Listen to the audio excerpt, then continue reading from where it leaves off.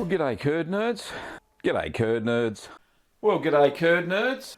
Well, g'day curd nerds. Well, g'day curd nerds. Well, g'day curd nerds.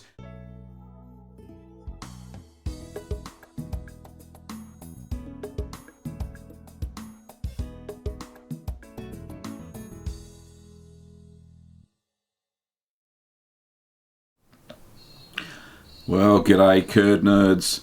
Welcome to Ask the Cheeseman, and this is episode 139. I think I might be a bit loud. Let me just fix that. Yep, that's a bit better. Like I said, this is episode 139. Thank you everybody for turning up today.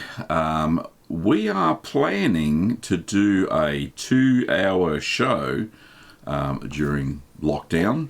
So I'm not sure how many are going to stick around for the second hour. Kim and I have kind of got, if there are, say, less than 30 people still watching after the, as the second hour starts to drag on, we'll kind of bring it to a close. But I want to try and get as many questions done as we possibly can today. That would be absolutely fantastic. But, like I said, thank you so much for turning up today. Now, we realise that the clocks have changed in the United Kingdom and Europe, so the times may be a little bit wacky, and even more so, we change our clocks. We go backwards an hour to GMT plus 10 tomorrow morning. So next week's show, if Kim's fit and well enough, will be even later. So we've been talking about maybe doing it half an hour earlier, but I don't think we'll be getting out of bed on a Saturday morning much earlier than that. Yeah, so we'll see how that goes. Anyway, shout outs today to Wolfhound180, who I've seen in the chat today. Thank you very much, Wolfhound, for becoming a YouTube member and financially supporting the show. There are no new patrons, but thank you to all the patrons who support the show on a financial basis every month. New videos. I didn't get around to editing the video that I had planned. I've edited half of it, but I haven't put the little recipe subtitle thingies in. And that's the burrata fail, where you can see how I made a dismal burrata. But I've still got a nice table cheese that's quite nice. Morbier is in post-production, as in, well, it's still in production when I think about it, because I'm still wiping the cheese with a Brewery Bacterial linens and brine wash. Today I'll be making herb and garlic butter. I've got lots of cream left over from the failed burrata, so we'll be making that. And because I have some Gelder molds have been sent through from the Netherlands by a company called Loudy, I think that's how you say it, and I'll be doing a sponsored video on Gelder and using the proper mold. It's actually a micro perforated mold that doesn't need a cheesecloth, apparently. So yeah, very cool. So they're the upcoming videos, and hopefully you'll enjoy those as they get released. Now, we did have a super chat way back. This is from, and I'll do the light thing, shall we? I'll do it manually. There we go. That's just for Babel sound. We'll just kill the light. Babel sound, thank you very much for your, it looks like Norwegian krona, 20 krona. Don't know how much that is in Australian dollars. Don't care, but thank you so much. And howdy back to you, or g'day in my language. Very cool. Let's see who's on the chitty chat. There are so many people. We've got Laura. Thanks, Laura, for your very early, an hour early questions, but we'll get to those. Ambrose, g'day to you. How are you over there in, I think you're in Wales, Ambrose. Tamer, hello Tamer, how are you? Herb, Bomex, Gaming, Wolfhound, of course. What's the matter, hun? Oh. Do some show and tell. Oh, show and tell. Sorry. The g'days. This is one of the, this is a Gelder mould that I'll be making a video of. And I don't know, the camera won't show it. Doesn't look like there are any holes, but there are absolutely thousands and thousands of small, this is the lid, the follower, thousands and thousands of small holes all the way through it. I don't know if the video shows that well enough because of the lighting. Anyway, very cool. So I'll be putting a link and all that in when we do the video. Okay, there we go. All good. Right, who did I get up to? Tamer Herb, Wolfhound 180, thanks for turning up. Sean, g'day Sean. John, thank you John for turning up from San Francisco. Naomi, g'day Naomi from the Netherlands. And we've got Stuart from Wales. Frank, not sure where Frank's from. Bob and Barb, g'day Bob and Barb. Aga, who I think is in Spain. G'day Aga, bit late for you mate. Co-Beer from Denver, g'day mate. Who else is new? Lily, g'day Lily, lovely to see you there. Wilma Charlie, as always, thank you very much for turning up. And Bruce and Larry from Deep South Texas. Katie has a question there, we'll get to that, Katie. Kevin, g'day Kevin. And Babel Sound. Where else? We got Godless, something Anarchist, I think. G'day mate, how are you? And Mike, Jason, g'day Jason, Animal, Gimpleton Joe, Matthew, g'day Matthew, lovely to see you here mate. That'll do. Oh, and Patricia, and who else did I miss? Karen, g'day Karen, love to see you all. You can tell all the YouTube members, their names are in green and they've got a little icon-y after their name. And if you hover over the icon in the chat, you can see how long they've been a member. So, all very good. They can also do special stickers. I'm not sure how to do it, but YouTube informs me that they can do special stickers. So, it's all very cool. Anyway, so let's get on with the show. And we got some questions. Let's have a look. Okay, Laura has a question at 7:30 a.m. this morning. Going to attempt your blue Gelder this weekend and consider piercing for some light interior veining. Do I pierce immediately after pressing or after the mould grows on the outside first? I'm also going to be vac packing this wheel. How long should I let the mould grow before packing? Two good questions. Very good questions, Laura. So I would let the mould grow for between a week and 2 weeks. You'll have to determine the mould activity. If you've got a nice, even mould around the outside, even if it's just top and bottom, that's fine. Then, yeah, pierce it and you'll get a little bit of internal veining. Probably not too much. It depends on how much activity is in the wheel. Sometimes Gelder and Edam as well. If you don't use non-chlorinated water when you wash the curds during the process of the cheese making, you'll find that sometimes you get these fissures, and that's due to an excess of, well, the chlorine killing off stuff, but butyric acid. And you can actually add there's a product called Lysolac that you can buy. I haven't been able to find it in Australia, but you can buy it on Amazon in the US and Europe. So Lysolac. And this prevents this butyric acid buildup, which can be from the animals eating silage and stuff like that during the winter. But yeah, if you get those fissures and cracks in the cheese, then yeah, you'll get some pretty amazing veining. Now, as far as vac packing, I would wait at least a month before I vac packed the Gelder. You may have to wipe the outside if you get a little bit of runaway blue mould growth, but that'll probably be okay. So hopefully that answers your question, Laura. And if you're catching the replay, that's fine. See you then. Okay, let's have a look. Next question is lots of hellos. We've got a statement from Herb says, just enough time left to cut some cheese and eat it here in Houston. That's absolutely fantastic. Let me just have a look at my international time clock. Let's have a look. Houston is says it's 4:39 in the afternoon. Yeah, definitely lots of time to eat cheese. Goodness me, you've got all night, all supper. Fantastic. Lily says, "G'day, King Curd. I'm having a blast in self-isolation with my cat, Smuckums, and my disabled senior dog, Wallace. Yesterday I made some mozzarella, and it was absolutely phenomenal. All right, that's very phonetic there. I just love a good bit of cheese, I think you meant to write. But yeah, fabulous. Well done, Lily. I'm glad your mozzarella turned out.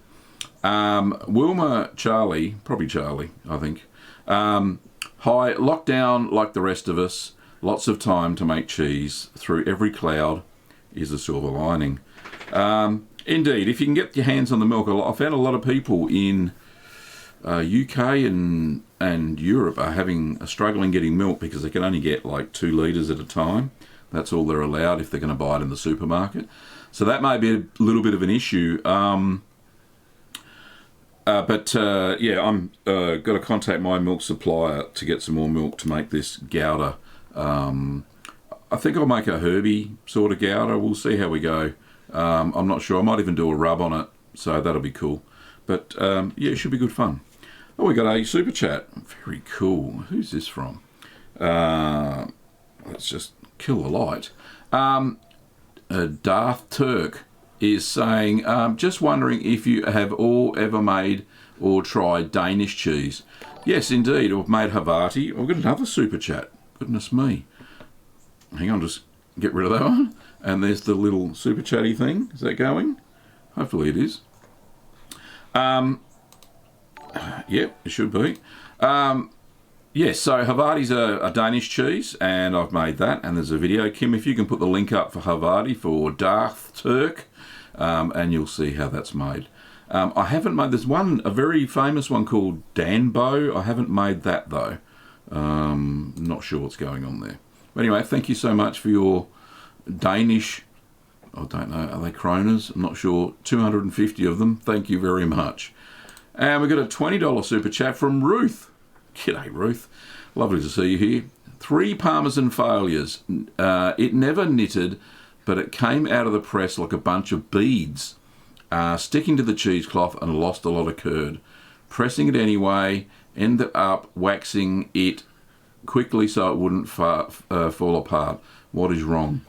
I'm thinking if you say it's like a bunch of beads, Ruth, maybe stir for about 20 minutes less. Obviously it's expelling way too much whey, pardon the pun, but yeah, the curds are obviously too dry, so they're not sticking together in its form. So it definitely something to do with the milk maybe that you're using, and all milks aren't equal, of course, across wherever we come from. So retain a bit of curd. So test about halfway through. You may have seen, Ruth, in some of the videos where I put my hand in the pot and I'll grab a bunch of curds, and if they stay together and then I press them with my thumb and then they fall apart, then that's perfect. If you've overstirred, if you do that and they just break apart, then it's gone too far.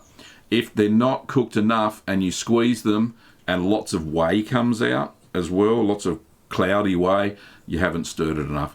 So ease off on the stirring in that during that heating period, and maybe drop the temperature back a little bit too. It's also a sign that the curds have been cooked at too high a temperature. So you may have to drop that down a few degrees. I know you're in San Francisco, which is at sea level, so it should be pretty close. Maybe drop it back 2 or 3 degrees during the stirring as well. So there's a couple of hints that you can try. Obviously the curds are far too dry. So try that. And thank you very much for your kind $20 super chat, Ruth. Appreciate it. Okay, back to the main feed. Where are we?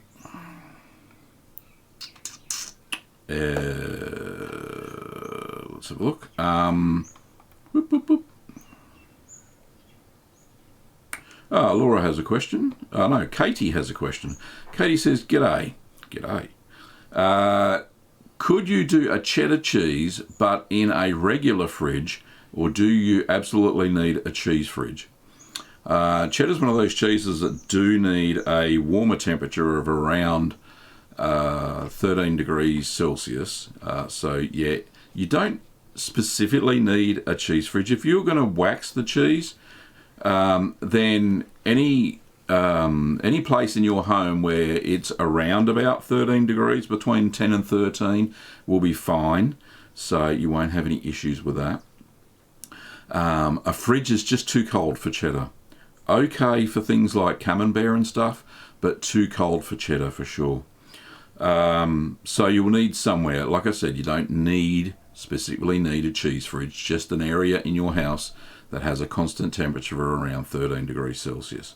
The very first Wensleydale that I made, I actually matured it in the linen press, because the linen press, which is a cupboard where you hold your linen, that's what we call it here in Australia, was very cold. It was the middle of winter, and it was around 13 degrees. And it matured fantastically. The Wensleydale was absolutely delightful. So hopefully that answers your question, Katie. If you do need a cheese fridge, you can always pick up a cheap second-hand bar fridge and get an external thermostat off of Amazon or wherever you like, eBay even, and you should be able to set the temperature accordingly. Okay.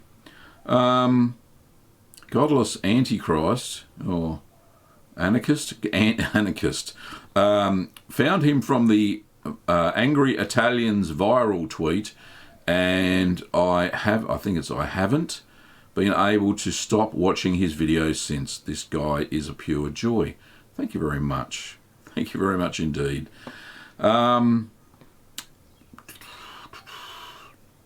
Looks like Larry's been doing some gardening videos on his channel. I have watched some of Larry's gardening videos. They are very good. So you can go and check out the Deep South Texas channel. Very cool. Jason says, "G'day, Gavin.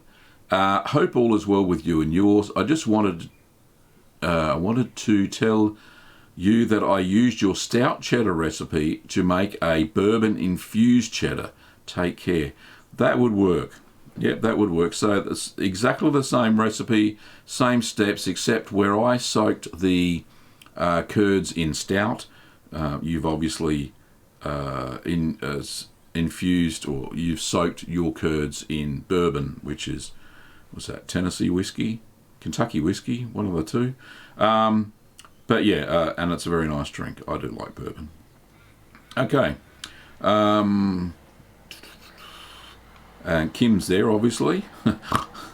But yeah, thank you, Kim, for moderating the chat today. It's lovely to see. Bob says, "Gavin, I've made your Farmhouse cheddar using MA4001 and added red chili flakes. I finally got around to tasting it, and it's my best cheese so far. Thanks for all you do for us." Thank you, Bob. And we've got another super chat. Thank you so much. Who's this from? It's from Rocky. Thank you, Rocky. Rocky has a $10 super chat. Thanks very much. "Hello, Gavin. Can you make Gelder with raw goat's milk? And if so, what flavour profile is it versus cow's milk?" Funny you should say that. Yes, indeed you can make a Gelder from goat's milk. In fact, recently in the supermarket, I spied this piece of cheese, and it was a 1-year-old aged goat's milk Gelder, and my goodness, it was absolutely delightful. Very piquant, or spicy in Italian, and the flavours were so intense. Really, really good. A lot different than cow's milk Gelder. Flavour profile is more on the spicy side, because goat's milk has a lot more lipase naturally occurring in it, and it seems to handle pasteurisation fine. Raw goat's milk even more, but so it'll be even fine. Let me just have a taste, or should I say sip, of my water. So Rocky, hope that helps. Yeah, go raw goat's milk Gelder. It'll be absolutely fantastic. Age it for up to 6 months before you even try it, and then get stuck into it from there. Thank you, Rocky. Okay, another super chat. This one's from Katie. Thank you, Katie. Katie says, "G'day from Tennessee. We are trying to make cheddar, but what's your best advice for beginners?" Well, you shouldn't have too many problems with cheddar. It's not that hard if you keep the curds warm during the cheddaring process. Now, if you had to watch my original cheddar video, I didn't really keep the curds as warm as they should have been. They did press okay, it was fine. The cheese turned out absolutely marvellous, especially at the 1 year mark. But keep the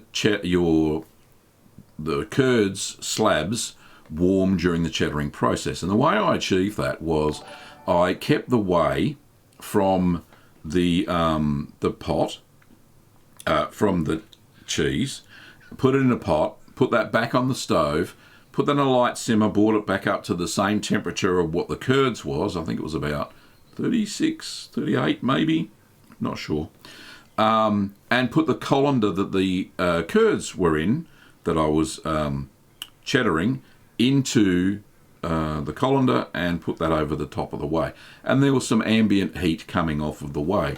And that kept the curds moist during the process. And it seems to work a lot better. I've had a lot more success with that style of cheddaring now with, say, Wensleydale and some of the English Leicester and the Lancashire and the... what was one of the other ones that I did some cheddaring with? Cheshire, I think, as well. All those English-style cheeses that have a cheddaring process, you'll find that if you keep the curds warm during that process, a lot better luck, a lot better flavour as well and texture in the cheese. But thank you so much, Katie, for your super chat, which I've got to get rid of now. There we go. All done. Okay, so we were back up to... Oh, Bob and Barb said best cheese ever. Fantastic. Yeah, I do find that for those farmhouse cheeses, the stirred curd cheddars, that MA 4000 series by Danisco Choose It, that culture is really good. It does bring some fantastic flavours out of the milk and into your cheese, of course. Right, next question. Brug says, hello Australia, greetings from Joyzy. Joining with a glass of wine. It's Bruce. That is, Bruce. Bruce is your name, not Brug. Thanks, Bruce. Patricia from Halifax in Canada. Thanks, Patricia. Lovely to see you as always. Herb says, Shiner beer, Morello dark cherry infused cheese and some clubs to snack on. Nice. I haven't even had breakfast yet, Herb, so we'll get there soon. We're going to do it after the show. I promised Kim I'm going to cook her a bacon, egg and mushroom baguette. So that'll be nice. With a bit of cheese too, I think. Bit of cheese melted in there. John says, doing many emails with Marty and Rick. Not sure what the reference is there, mate. Sick of this says, why is my vacuum packed Munster slimy? Because the Munster is a washed rind cheese and needs to age naturally. I might have, I can't remember if I vacuum packed one of mine or not. If I did, I let the rind dry right out first. But yeah, it will be slimy because of the Brewery bacterial lignans that are in it. Zach52 says, my only question, cheese. Indeed. To cheese or not to cheese? Animal says, regarding whole milk fresh from the goat or cow, are there any legal issues if considering selling the cheese? Animal, that's a question for your dairy industry, whatever, or foods handling board over wherever you live. Here in Australia, yes, there are legal issues. You have to have proper dairy, sanitised, all that sort of stuff, and be inspected by Dairy Australia, and you can only make certain amounts of certain types of cheeses, and they have to be aged for a certain amount of time. But there are more raw milk cheeses being sold here in Australia. There are a few dairies that do it. And they are absolutely delightful, fantastic cheeses, really are. Herb says, nice mould. Yeah, it was. John said, that's a lot of Gouda. That's a lot of Gouda. Need to make a specialty Gelder with that brute of a tub. Yeah, that's actually the 3 kilo one. Kim brought that one into me. There is a 1 kilo one which I'll be using during the show because that's the only one I think I'll be able to get underneath my cheese press. I'm going to have to figure out how to press. If I make the 3 kilo one, I'll have to figure out how to press it. So that may be a bit of an issue. Amber says, I'm doing well, a bit bored on the inside of my house. Hey, aren't we all?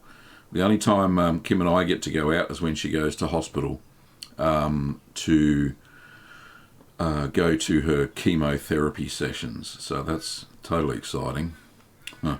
I've lost my spot. Where are we?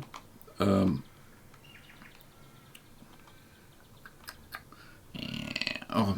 my goodness me. I don't know how that happened. But anyway, yeah, so who was that? That was Ambrose.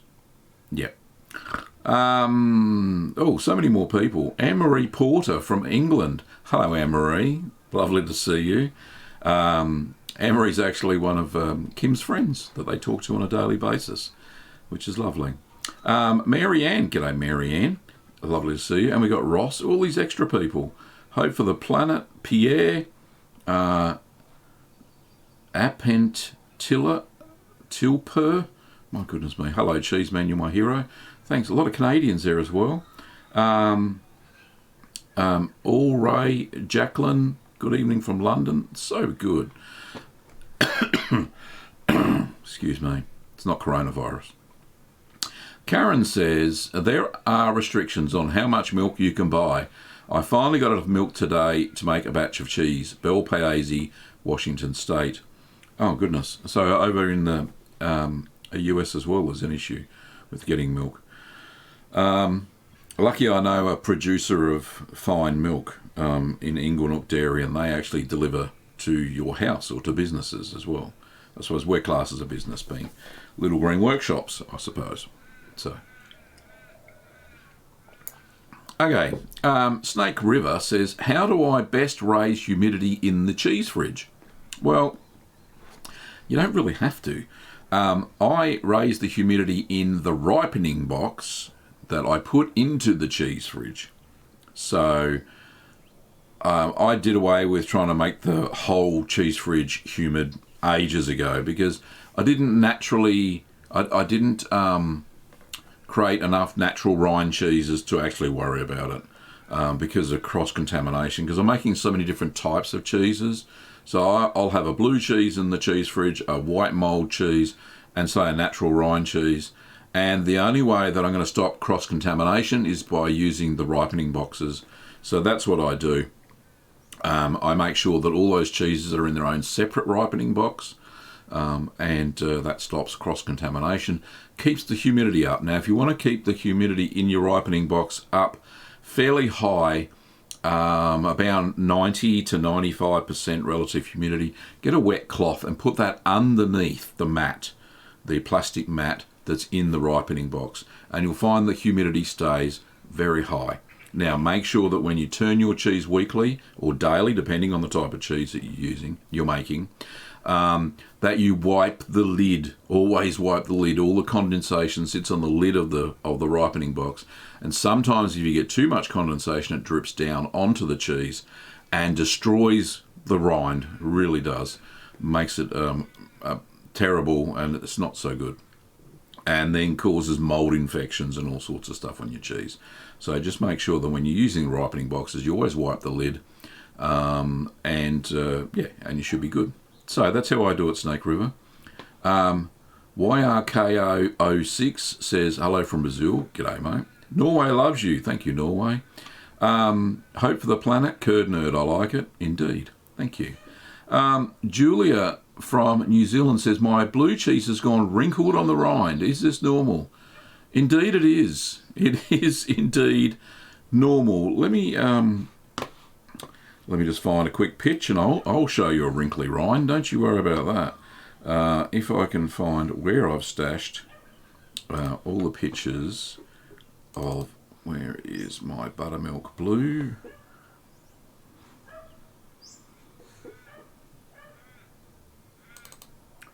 And I'll show you a very wrinkly. Righto, let's go over to screen number 2. There we go. Hopefully that worked.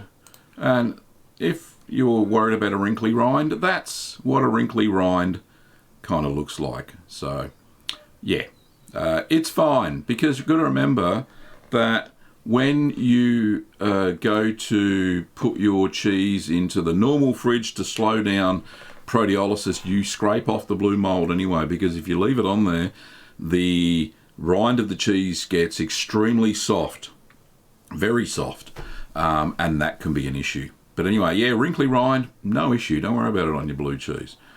Just scrape it off. Okay. Hope for the Planet says, do you always need a bacterial culture to start your cheese? Not always. Some of the, depends on if you're using raw milk. If you're using raw milk, then you don't need starter cultures per se. You can let the milk sit out at room temperature, which is about 21 degrees Celsius, overnight for about 12 hours. And you should find that the natural lactic bacteria in the milk will have already started to acidify your milk and start multiplying and enough for the cheese making process.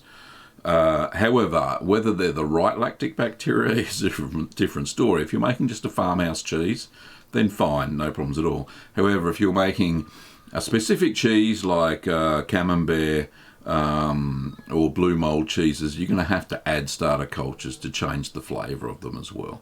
So, yeah, that's what you're going to have to do. But also, there are cheeses like halloumi that you can make with raw milk or even pasteurised milk. Pasteurised homogenised I've even used, and you don't need starter cultures for that. And you can even make quick mozzarella, and you don't need starter cultures for that either. So there's a few. Aga says, we're all in quarantine here in Spain. Awesome how much people are complying with the rules to try to kill this virus. The streets are empty, no shortages in the shops. Yeah, unfortunately it's not quite the same case here, Aga, but lovely to see that they're all playing by the rules. There's a lot of rule breakers here in Australia. They don't seem to give a stuff, I suppose. And our supermarkets are just recovering back to normal. But yeah, shortages in the shops. The toilet rolls were the first things to go. It's just stupidity. Anyway, Kim and I didn't get caught up in all that rubbish. We have enough produce at home and lots of food, so there's no big deal. And we always buy a 48 roll box of toilet paper once every three months, I think. Kim can correct me in the chat, but yeah, all good. So we didn't have any trouble, but yeah, good to see everybody's behaving themselves over in Spain there, Aga. And I hope you're doing well, mate. Anne says, hello, Cheeseman. I'm from the Philippines and sending you love. I saw a link on to your channel on Twitter. How's your wife going? What's your favourite cheese to eat, and how do you like to eat it? All great questions. My wife is doing okay. She's three quarters of the way through her chemotherapy sessions now, I think, honey. And yeah, she's doing all right. A bit of news on that front. Shall I do it now? Yeah, all right, I'll do it now because Anne brought it up. Kim's decided, well, she's kept most of her hair, during chemotherapy. For those who don't know, one of the side effects for those drugs is hair loss. Now, she's been using this thing called a Paxman cooling cap system, and it stops the chemotherapy from attacking the hair follicles and making your hair fall out. Now, last week we decided due to the COVID-19 lockdown and potentially even further lockdowns here in Australia, that it's probably prudent for her to get into the hospital, get her treatment and get out. Because with the Paxman hair system thing, it takes longer. So she's got to wait half an hour before the chemotherapy and then an hour after with this head thing on. So that's an extra hour and a half per session. So we want to get out of there. We don't want to be exposed to any potential viruses, especially the bad one. So she's decided to forego that treatment and will probably start losing a lot of the hair on her head. But she's a beautiful woman and she shouldn't worry about that, should you, Kim? Anyway, enough to say on that. She'll get to use some of her amazing scarves that she bought at the start before she started chemotherapy. She looks gorgeous in them. Anyway, Karen found a little emoticon, is that? Emoji? That's what they're called. A little emoji of hand sanitizer. Very cool. Well done, Karen. Hope for the Planet says, what can you use to start a bacterial culture? Yogurt, another cheese. For those who don't have the direct vat inoculated starter cultures, which you can buy at all good cheese making suppliers, like even like Little Green Workshops that Kim and I own, if you don't have those, and I do urge you to go and get some because they help the cheese making process and take a lot of guesswork out of it. That's for sure. You can use yogurt for a thermophilic culture. I've done that before when I've made provolone and that worked fine. Also, I made the triple pepper jack using a store-bought, what was it called? Buttermilk. So store-bought buttermilk, not the liquid you get when you make butter. That's not the same thing. But a cultured buttermilk, and that has an aromatic mesophilic culture in it. And you can put some of that in. But I think it's about a cup per 10 litres, so a cup is 250 millilitres of buttermilk into 10 litres of milk, and that'll culture it enough. It'll make it more acidic, and that'll be fine. Herb says, I noticed the winter raw milk I've used lately is more yellow than the summer milk. So that would mean that there's more beta-carotene in the feed that they're getting. So that's probably why, Herb. Where is it? Ross says, what's the best cheese to make for a beginner, and where would be the best places to get equipment and the ingredients?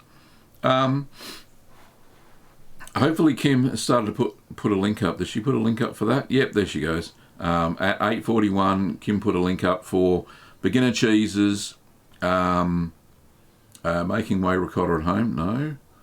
There's another beginner cheeses one.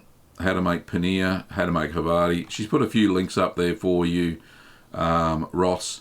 As far as the equipment goes, yes, a lot of cheese making suppliers will have all the basic equipment, but any good kitchen shop should have stainless steel spoon, which you'll need to stir your curds, a stainless steel balloon whisk to stir cream back into the milk, a thermometer. You know, you can get dairy thermometers everywhere these days. They use them in the cafes to check how hot the milk is when they make a latte or what have you. Stainless steel measuring spoons, stainless steel cups. These are all things that you can put into your pot and boil. Cheesecloth you can pick up at a fabric shop, a haberdashery shop, and you shouldn't have any problems there. So if you look around, just normal kitchenware shops, you should be able to get all the gear, including big stainless steel pots and stuff like that. Not that much of an issue. Even second-hand stores or opportunity shops or op shops or thrift shops, whatever you want to call them, do have second-hand pots and stuff and utensils, and you can definitely deck out your toolkit, cheese-making toolkit from those sort of stores. It doesn't have to be expensive. Shark Boy says, what's the most basic cheese you can make? Probably ricotta, sweet ricotta, and I think Kim's already put the link down there. Appentilla Tilper says, Cheeseman, I'm a-leaving now, but I love you and you make my life better. Thank you very much. I appreciate it. Legacy says, Gavin, I'm a huge fan of your channel. I love watching you make cheese. It's an art when you craft each one of your blocks of cheese. Thank you very much, Legacy. Jason says, greetings from San Francisco. I'll not be able to watch for long as I'm a bit busy, but I wanted to stop and say how much I enjoy your videos. Thank you so much, Jason. Appreciate it, mate. And Clayton says, "G'day, Gavin. Keep fighting the good fight. Your videos are a ray of sunshine in these dark times." Thank you very much, Clayton. Hands says, "Hi, Hands." So that'll be 3 hands. That's funny. Jay says, "Hope you're both doing well, Gavin. My question is, when you take the cultures out of the freezer, do you have to bring it to room temperature before using?" No, you don't.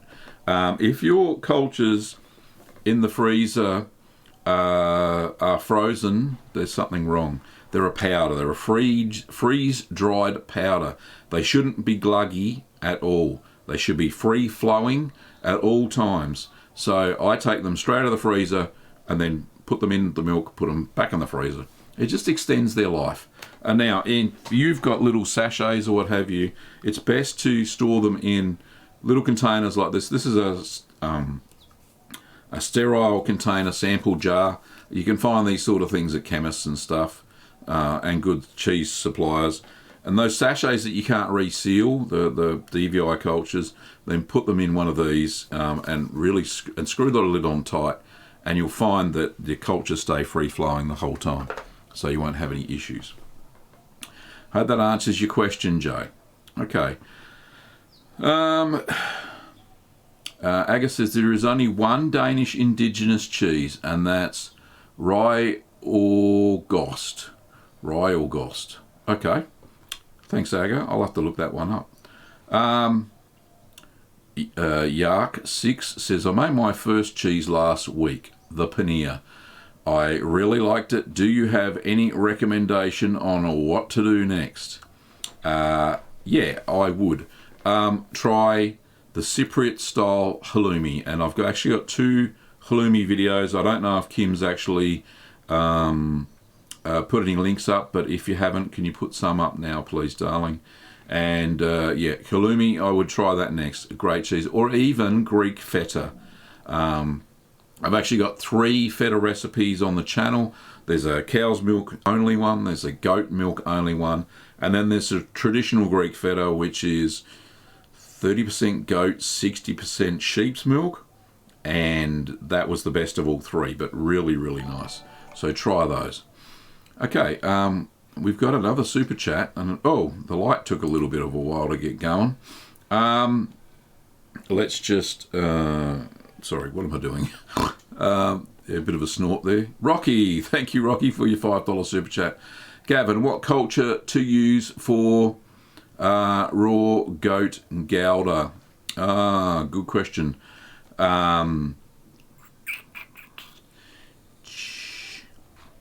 Let me just have a look. 2 seconds, and I will bring up my list of goodies, and we'll find the form. Ingredients, starter cultures, and hopefully we'll put this over here. Get all that out the way. Alright, let's go to the desktop. Let's have a look. Hopefully you can all see this. Alright, so let's have a look.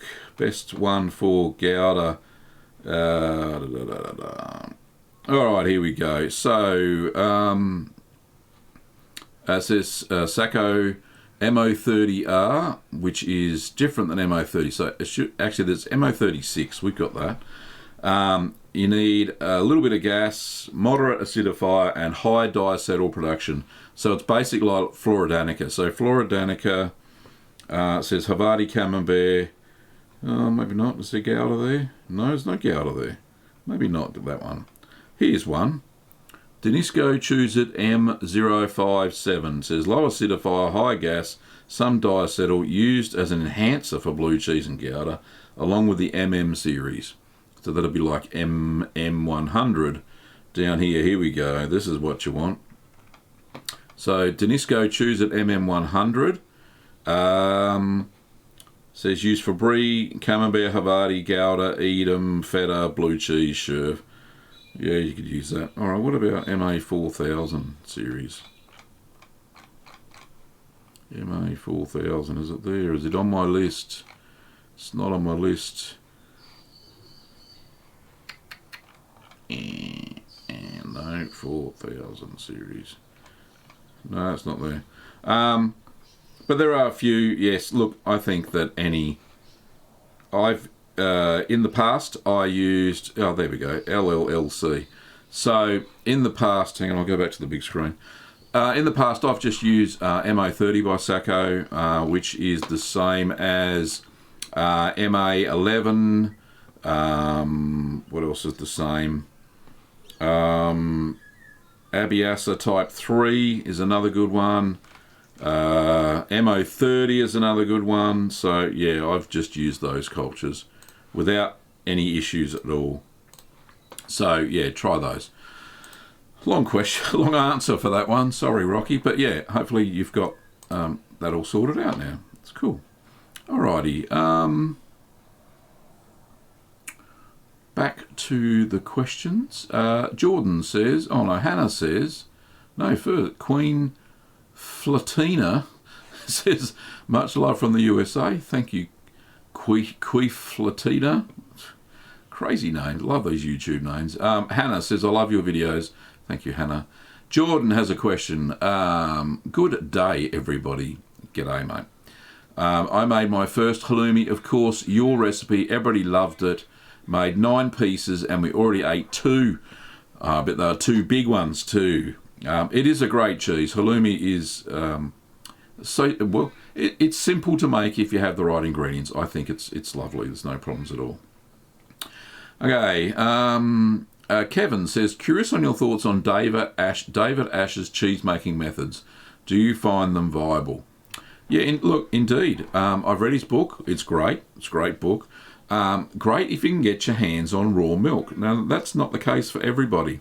And unfortunately, because he doesn't use any starter cultures, except maybe kefir grains in some of the cheeses, it's not viable for everybody. If you can't get your hands on raw milk, you won't be making cheese the David Asher way, unfortunately.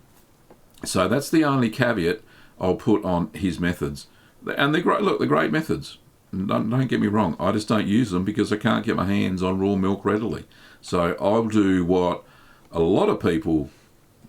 I do what serves the most amount of people. The most amount of people these days can only get their hands on pasteurised milk, which has had most of the lactic bacteria killed in it. So you've got to add it back in again using starter cultures. That's just the way it is. Nordwars says... struggling to find cheese-making lipase to buy here in Switzerland.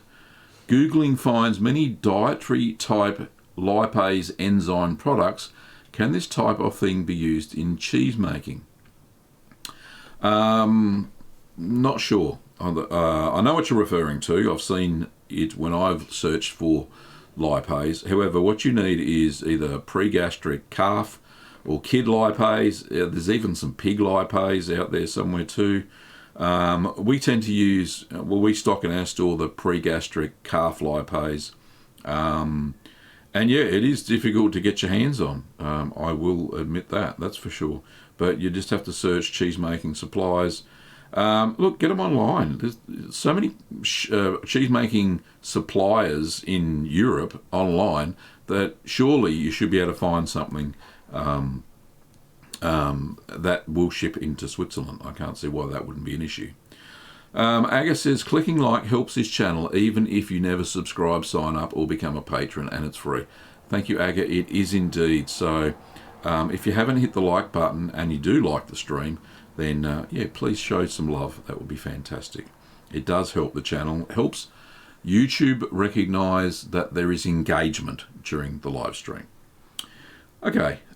Jason says, is there any chance you can do a tutorial on how to make spicy pepper jack cheese? Oh my goodness, yes, there is. If you have a look at, and I don't know if Kim's got the link, but yeah, the triple pepper jack that I made, that was the spiciest pepper jack I have ever made. I actually had to have a glass of milk at hand when I tasted it because it was so hot. Very much like the what's that, hot sauce channel, hot wings challenge or whatever they do. It was spicy. Oh my goodness, I was sweating by the time I finished eating a piece of that cheese. But yeah, Jason, if Kim can find the link to the triple pepper jack, that will be absolutely fantastic. Poop. Oh God, I've lost it. Where is it? The chat window scrolls up automatically and you just can't stop it. Right, stop. There we go. Poopfest 420 says, "Hi Cheeseman, have you ever tried making halloumi before? I love the texture of this cheese." Yes, Kim should have put the halloumi recipe. Yes, she has. She put the link up already. Thank you, Kim. Patricia says, "My own goat Gelder is young and absolutely delicious. It was a hit at my last social gathering in March." I miss my social gatherings. So do I, Patricia. But yeah, fantastic that your cheese turned out well. My coffee's getting cold. It's been a while. Alrighty. Naomi, no, message retracted. Sorry, Naomi. Rocky says, "Thanks, Gavin. We'll report on the goat's milk Gouda cheese. When have my taste test. You are inspirational." Thank you, Rocky. Frederick says, "When will you attempt a Swedish cheesecake?" I don't bake cheesecake, so no, I don't know. Sorry, Frederick. Mark says, "Greetings, Gav. What's the cheese that's the most cost-effective to make? Been interested for a while, but would like to try something that would save me money in the long run." Oh, well, by the time you bought all the equipment and stuff, it's not, well, I won't say it's cost effective. It's a hobby. Like any other hobby, you've got to spend a little bit of money to get everything right. It's like, say, making beer or making mead. You've got to buy some special equipment to do it. Most cost-effective cheese is obviously ricotta. You know, ricotta is fairly cheap in the shops. Pardon me, there's a bit of a burp there. Sorry.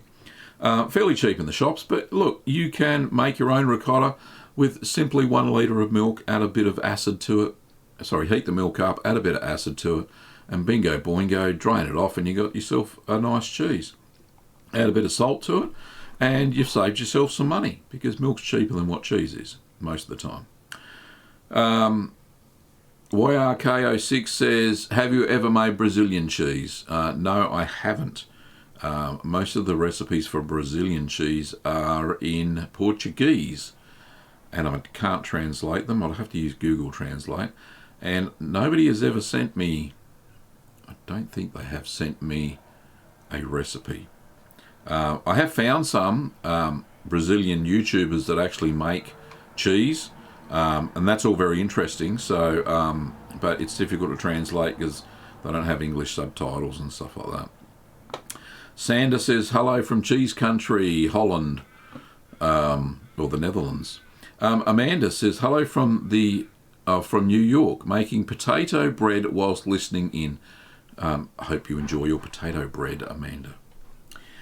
Darren, "G'day from Texas." G'day, mate. Herb says, "Cheese making relieves boredom." It does actually, Herb, and I found it is one of the best stress reliefs. Stress reliefs? I don't know if that's a word. But yeah, it helps to relieve stress. It certainly helps to relieve tension in my life by simply stirring the curds for, sometimes up to an hour. You know, your mind drifts and it calms down. It doesn't get tense. You cannot be tense when making cheese. Honestly, I've tried. It doesn't work. You really do calm down and relax. And on some of my t-shirts, as you know, and the name of my book, "Keep Calm and Make Cheese." Certainly does help. But yeah. Where are we up to? Jeffrey says, "Hey Gavin, love your videos. One question.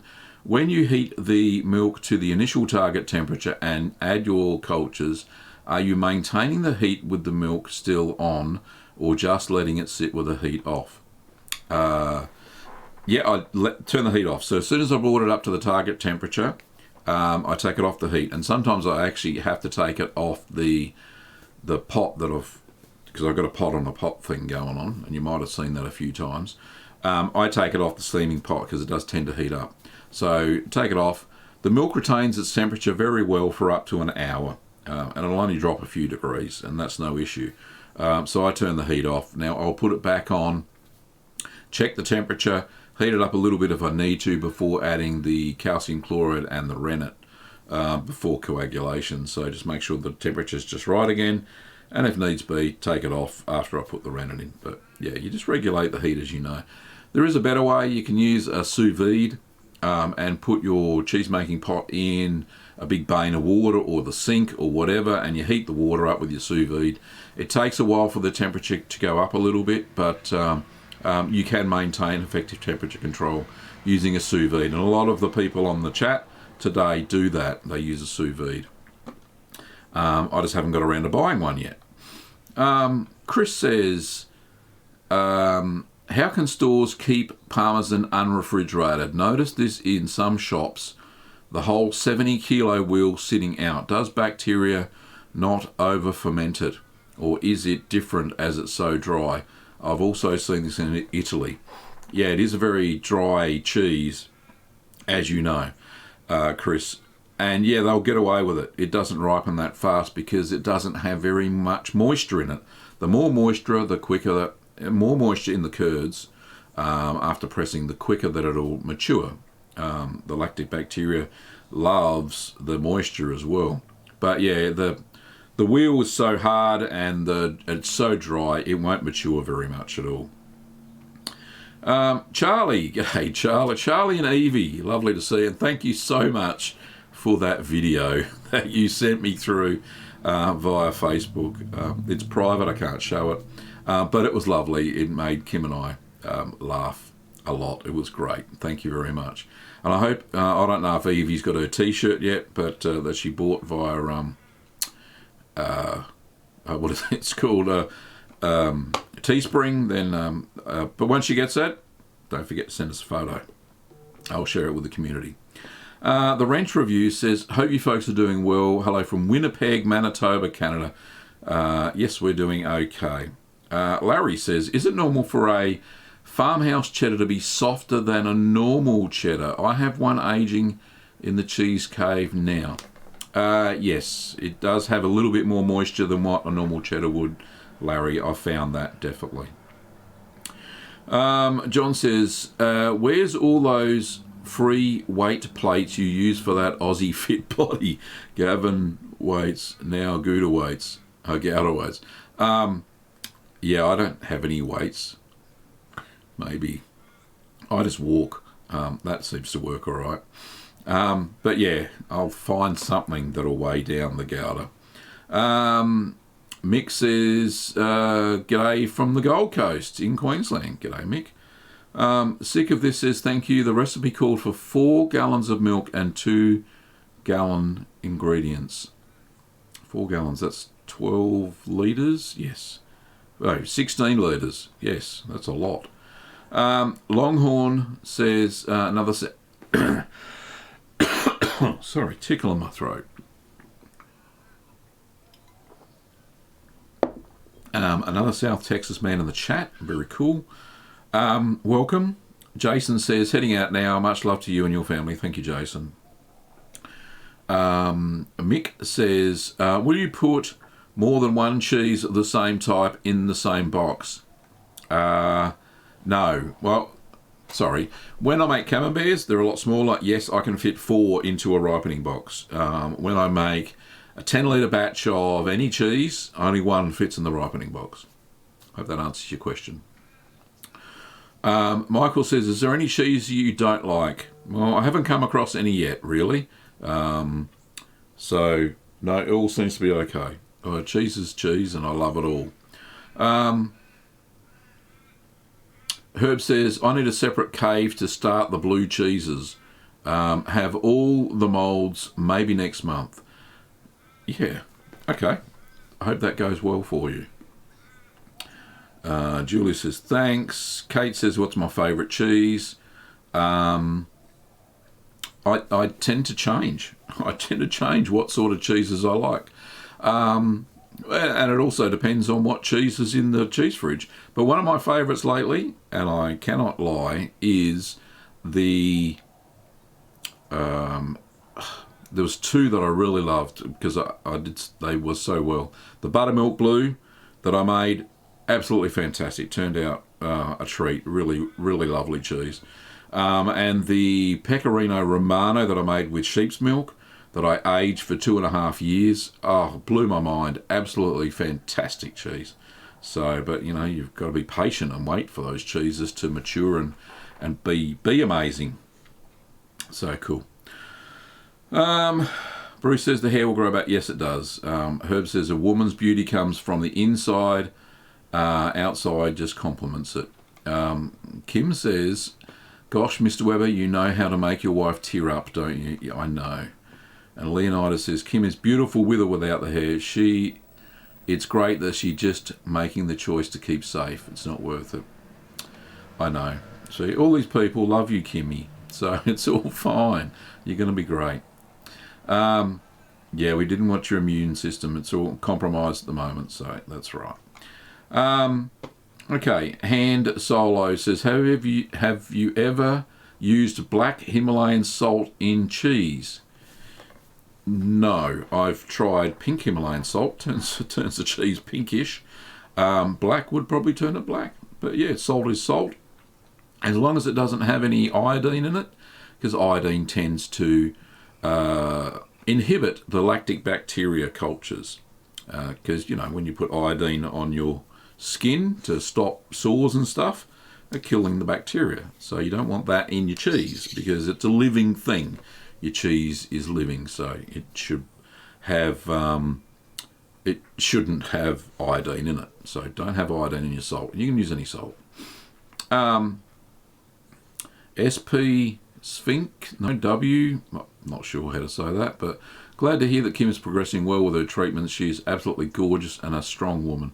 Love from Phoenix. Thank you very much. Mick says, hi Gavin, what Woolies or Coles milk do you suggest for a yogurt? Look, any pasteurised milk will be fine, even if it's homogenised for yogurt. Yogurt's not a very fickle beast. What I tend to do, though, is I add, if I'm going to use store-bought milk where the cream is pretty low, I tend to add about a quarter cup of powdered milk to a litre of milk. Make sure that you heat the milk up to about 90 degrees and then let it cool down again before you use it. This helps the yogurt set thicker as well. So bring it down to the temperature where you need to add the starter culture. That seems to work fine as well. Very cool. Okay. Blue Feather says, love your cheese vids. Have very little room, small apartment. So where can I store cheese to cure in a small flat? Depends on what cheese you're making, of course. There are cheeses that you can cure in the normal kitchen fridge and you won't have any trouble at all. So Kim has got a video there somewhere, maybe not.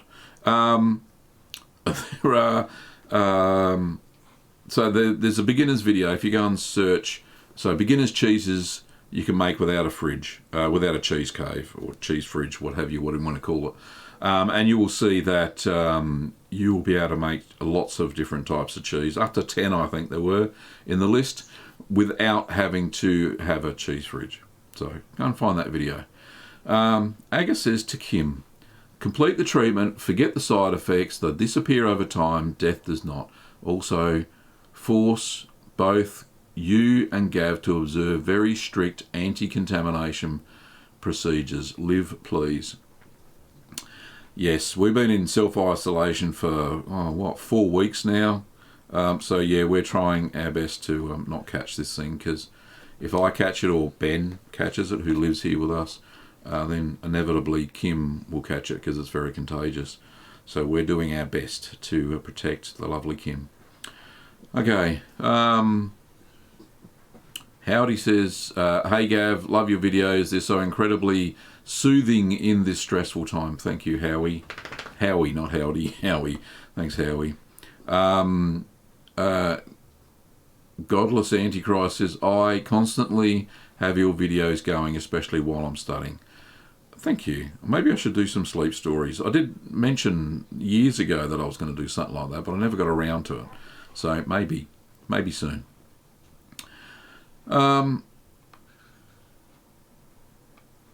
Right. Oh, the chat's just gone crazy again. Here we go. Hand washing is a good thing. Alcohol or hot water, soap, yep.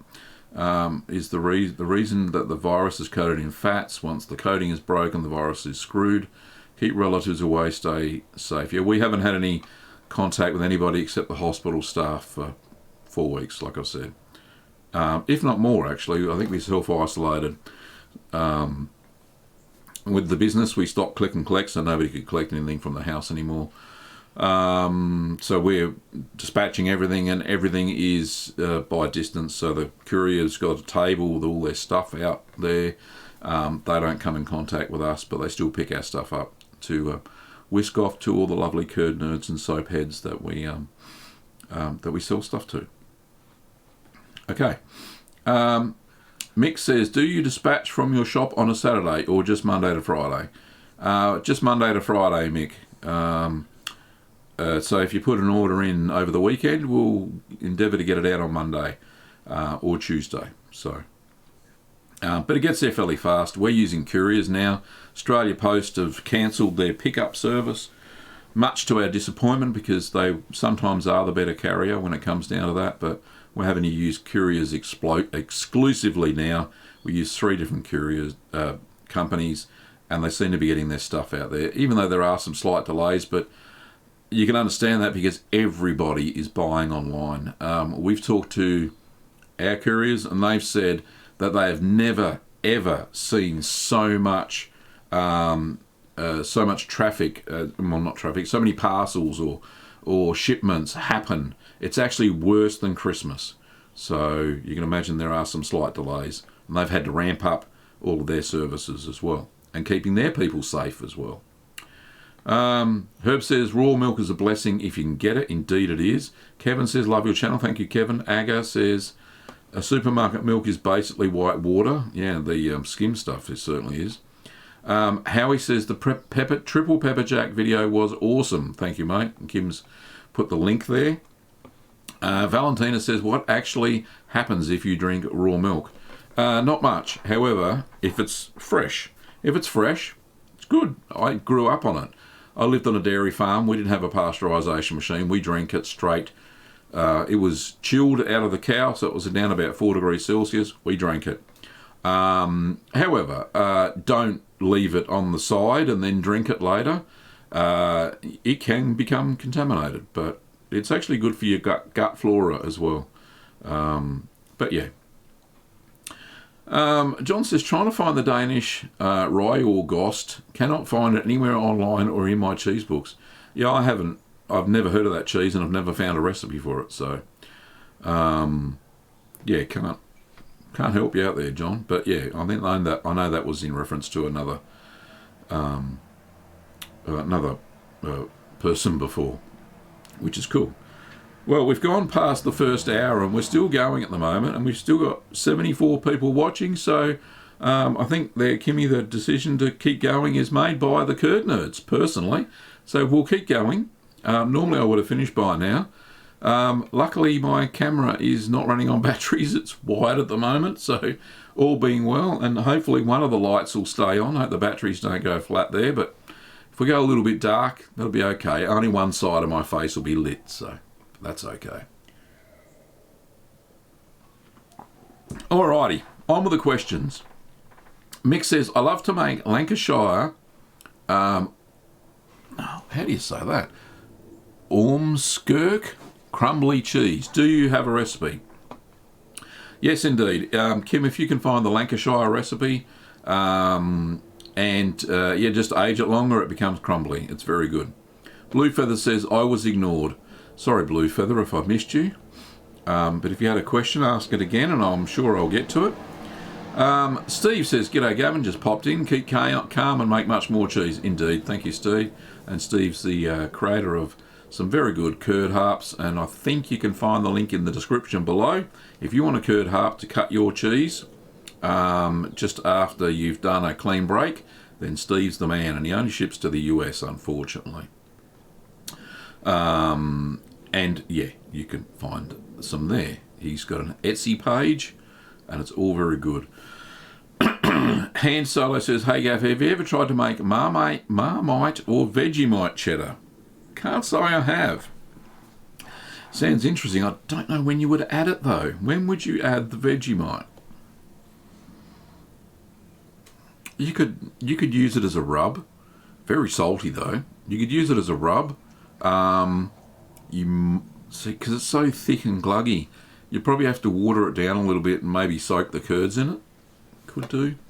I know that some Vegemite cheese, I have seen a Vegemite cheddar, but it's the cheddar's matured first, then it's cut back up again and processed, and Vegemite's added to the curds. So for a home cheesemaker, it's a little bit more difficult.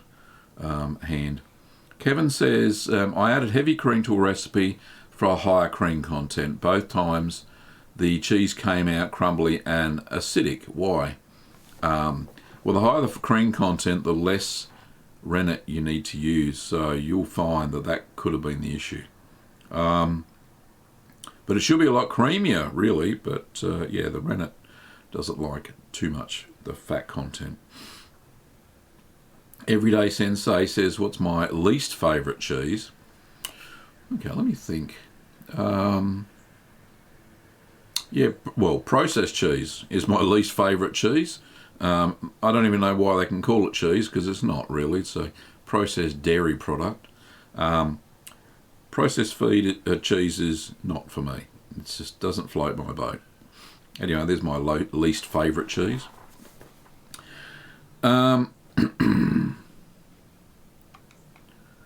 Where are we?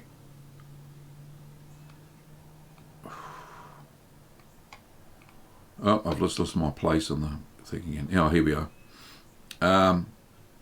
Amanda says, I got a shout out. Thank you so much. That's okay, Amanda. Everybody gets a shout out on this channel. Yoni says, Gavin, what actually makes the biggest difference when making cheese? Is it the recipe or the method? Oh, it's many things. The type of milk you're using is a big difference. You know, what animal will give you a different flavour, totally. The time you allow the starter culture, the type of starter cultures you're using, makes a big difference to the cheese. The amount of time you allow the cheese to acidify once the culture's in there, the amount of time you allow the cheese to rennet, to coagulate, the amount of time you stir the curds, how big you cut the curds, all these things have a impact on the final outcome of the cheese. And you'll see all the processes are different for most of the cheeses. So, yeah, it's an amazing thing. I could go on forever for that subject, but I won't. Matt says, I've been working on Port Salut. I've washed it with the linens brine both times and washing with a simple brine for a few weeks, but not much orange growth yet. Should I wash with linens again? So you've done it for a few weeks. So that's what, 3 weeks? Now the orange it gets darker the longer you age it. So you'll probably find that around about the 2-month mark, as you keep washing, it gets darker and darker. You can wash it with the linen solution again. Make sure that when you add the bee linens or the Bacterial linens, which is the orange mold or red mold, add it to the water and leave it overnight at room temperature, and that will then help that rehydrate and the bee linens to start multiplying. It likes water. So yeah, wash it again, but like I said, make up a fresh wash. John says Costco sells online sells 25 something pound wheels of Parmesan. You only need to grate what you need and rotate the wheel, and it will last and last. Yeah, indeed. Good tip, John. Naomi says, is Parmesan hard to make? I'm a real beginner, no experience, so whatsoever, but I would love to make Parmesan. Well, no, I don't think it's very hard to make. You've just got to make sure that the curds don't go too dry so you can press it properly. Sometimes it sticks to the cheesecloth, as Ruth has found out, if she's still watching. And I've certainly had that experience as well, that it's stuck to the cheesecloth. You just got to be very gentle when you take it off. It's not very hard. The ingredients are readily available. You need a thermophilic culture. A bit of lipase in some recipes. I tend to put it in. And that makes a more piquant flavour for the home cheesemaker. Remember, we're making a small wheel, which is only about 1 kilo, maybe sometimes 1.2 kilos. But real Parmesans are 70 pounds, or what's that, 35 kilos? A lot. They're very, very heavy. And they're massive. So we can only make a facsimile of Parmesan. It's not the real thing, obviously, as many Italian friends of mine have told me in the chat of the Parmesan video that I made recently. But it's not that hard to make. It's quite easy. It's just time is needed to age the Parmesan up to a year to get that full flavour, that full body, full crumbliness. So, yeah, not that hard to make. You just got to wait a long time, Naomi. Windwolf Alpha says, hey, Gavin and Kim, fellow curd nerds, just jumped on the stream to say g'day. G'day, mate. How are you? If you want a nice cheese, and yeah, and Windwolf says there, I recommend Caerphilly is a good beginner's cheese. And I do have a very good recipe. It's very good indeed. So try that out. We got another super chat, $5. And I was going to say, why hasn't this... Oh, hang on. There we go. Why is that not going? There we go. Good. Ruth says, so sad. I think I'm blocked from the chat today. My comments don't show. Your super chats certainly do, Ruth, and thank you for that. But yeah, sorry, I don't know. I haven't seen any other chats. I don't know why they're not coming through. Sorry about that, but thank you for your $5 super chat. I really appreciate it.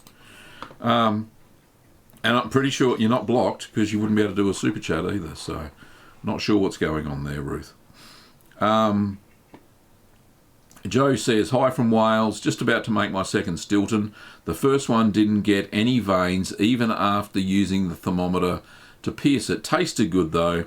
Have you tried letting them mature past this? Tried maturing past this. Yeah, look, I've left it longer. Pardon me. I've left it longer, Joe. I have found that you may have to pierce it again. I've done this before. I didn't find any veins in the initial cut, and then what I had to do, I pierced it again. However, once you've cut the Stilton in half, you're going to find that it's going to grow mould all over it if you keep it at the aging temperature again anyway. So it won't be too bad. But yeah, I've aged it longer. It tends to go a lot softer because the longer you leave it, the more proteolysis that happens, which is the breakdown of the proteins, and it tends to make the cheese softer and creamier, and yeah, you won't get much veins past that. The veins develop within the first month of the cheese. John says Ryorgost is like English yarg with the nettle covering. Some cheeses even have nettles put into the milk curdling for a natural mould flavour. Yeah, I've tried to find a recipe for yarg as well, and it seems to be a secret. I haven't found any recipes for it anywhere, so it's very difficult to get your hands on. So that's unfortunate. Yarg seems like a very nice cheese. We actually have we had some stinging nettles in the backyard near the chook house because the chooks wouldn't touch them with a barge pole. And chooks are chickens here in Australia. But they didn't mind them. But yeah, I don't know. They didn't get stung like we would. But yeah, we had some nettles. We don't anymore because we've just flattened that area to make the studio, the new studio that we're going to be filming in and doing some online workshops in. That'll be getting built once the lockdown gets lifted, I suppose. The land's cleared and we've got power and data conduit going to where it's going to be and stormwater, but we just don't have the building yet. We've got the windows. The windows turned up the other day. We had to store them somewhere, but nothing else has turned up yet. Anyway, fingers crossed, it'll be all good. Hand says, I've got to head out in a few minutes, so thanks for the stream, Gav. Best wishes, Kim. And stay safe, everybody. P.S. Gav, the black Himalayan salt has a strong sulphur taste and smell, but no iodine. See, if it's got a sulphur taste, maybe a bit of an issue, because sulphur also inhibits bacterial growth. So maybe not use that. Matt says, also one of my favourite cheeses, have some crystallization and have a slight crunch. Do you have any recipes for a cheese like this, or suggestions on how to have this happen in cheese? Yeah, it's a thing of the aging process, Matt. So I've had that 1 year cheddar, had some tyrosine crystals in it, which are fantastic. I've eaten and purchased Gelder, which is over a year old, and they have calcium lactate crystals, very similar to tyrosine, and crunchy, very nice. It's aged. It's got to be aged for up to a year, if not more, and that's when the crystals form. It's just a chemical process. Christopher says, G'day from New Zealand, Gav. I've been making some of the smaller cheeses from Mad Millie kits and was wondering if it's okay to have the double cream brie and the Gorgonzola maturing in the same box. No, it's not. You will get cross-contamination. You'll have a blue cream brie and a white mold covered Gorgonzola. So you'll need a separate ripening box, if that's what you're mentioning, I think. If it's in the same fridge, that's fine, but have them in separate boxes. And you'll probably, in the Mad Millie kits, you get this clear ripening box and maturation box. We sell those as well. But yeah, you just use a separate ripening box for each cheese, and you won't get any cross-contamination. Someone will have to control Ben. Well, he doesn't go out, so there's no reason. He just helps me in the shop. Yes, Kim is the priority. That's fine. Yeah, thank you, Aga. Chuck him out if needs be. No, he's staying here.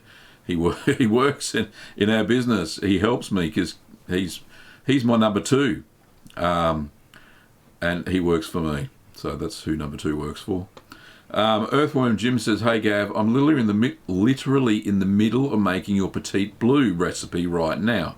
Had to order everything online as well. The renner is setting right now. Well done." Aga says, Petite Blue is superb. You will like it. It is an amazing cheese. Okay.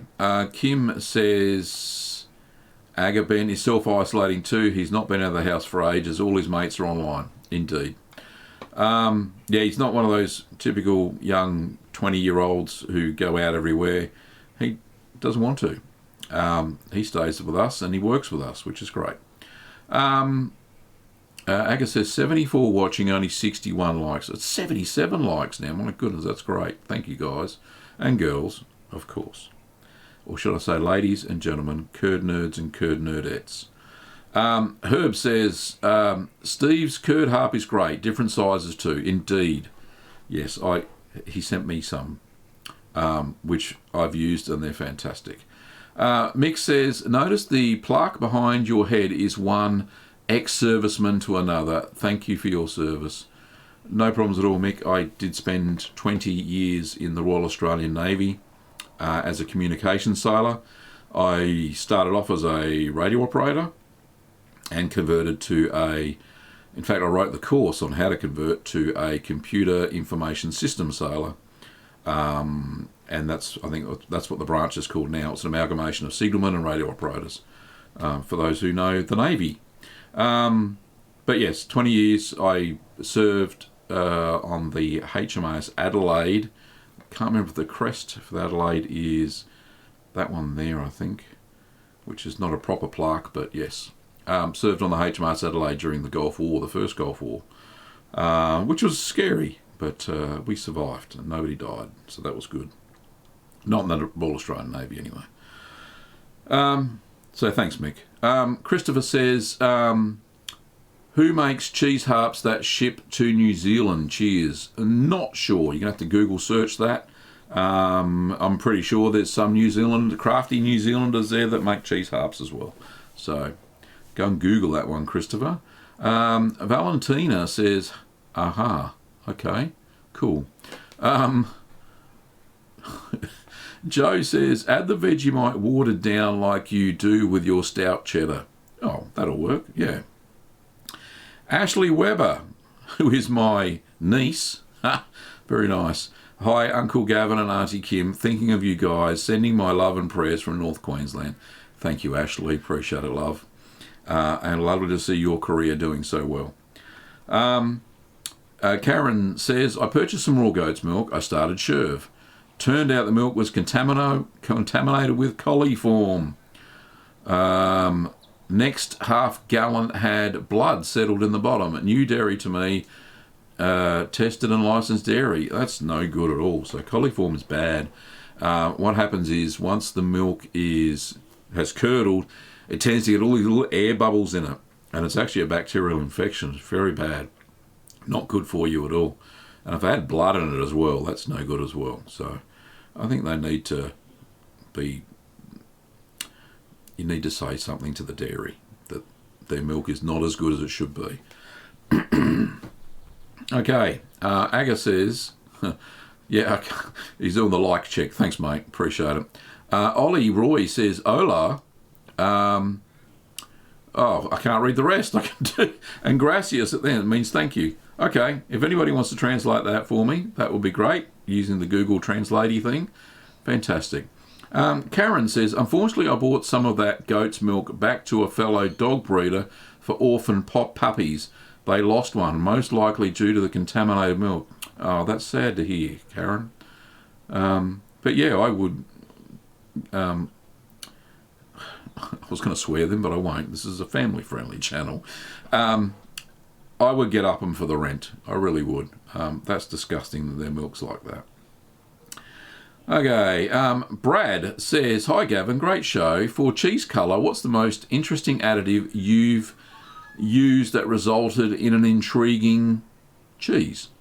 Well, I use annatto a lot. And for cheese colour, if you want to see the most colourful cheese that I've made, you will find that Shropshire Blue is an amazing cheese. I won't find the picture, but yeah, if you go and have a look at the link for Shropshire Blue, you will see one amazing coloured cheese. And that was just the addition of more annatto. So annatto is, it's made from I was going to say beetle then. It's not made from a beetle. It's made from a bush, a nut from a bush, which is native to South America. I can't remember the name of the bush. Don't worry about that. The annatto bush. But yeah, if you add a few drops, you tend to get a little bit of yellowing. If you add lots of drops, like about 32 to 10 litres of milk, you'll find it goes orange, and you'll see that in the Shropshire Blue video. I think I might have added 45 drops or something like that. Doesn't change the flavour whatsoever, it just changes the colour, and it's amazing. But I haven't used anything else. Oh, sorry, Sage Derby is another one that I've made, and I used sage, and it turned the cheese green. So that was cool. It's supposed to. That's what Sage Derby is all about. I've since learnt, since making the Sage Derby, that if you add some spinach juice whilst you're soaking it as well, you'll get a greener colour, which some commercial operations tend to do. Okay. And the time at the moment is 9:58, so we're going well. We've been going for an hour and a half, and we've still got 72 people watching. That's absolutely fantastic. I've got some people speaking in Spanish, so that's cool. Rush Rumble says, hello. What do you make of non-dairy cheese? Age cultured, anything you want to talk about? Yes, I have made a non-dairy cheese. It was a nut cheese made with cashew nuts, and it was like a cream cheese. Very nice. I've made soy yogurt before. That tasted very nice. But I haven't really ventured down the track of non-dairy cheeses. There's far too many dairy-based cheeses to make before I get to make non-dairy cheeses. There are a lot of channels that make non-dairy cheeses. So yeah, I haven't done that. Okay.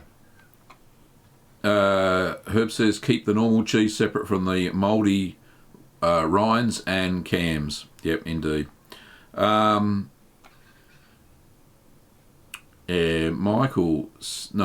Chad says, is Any good cheese to make in quarantine.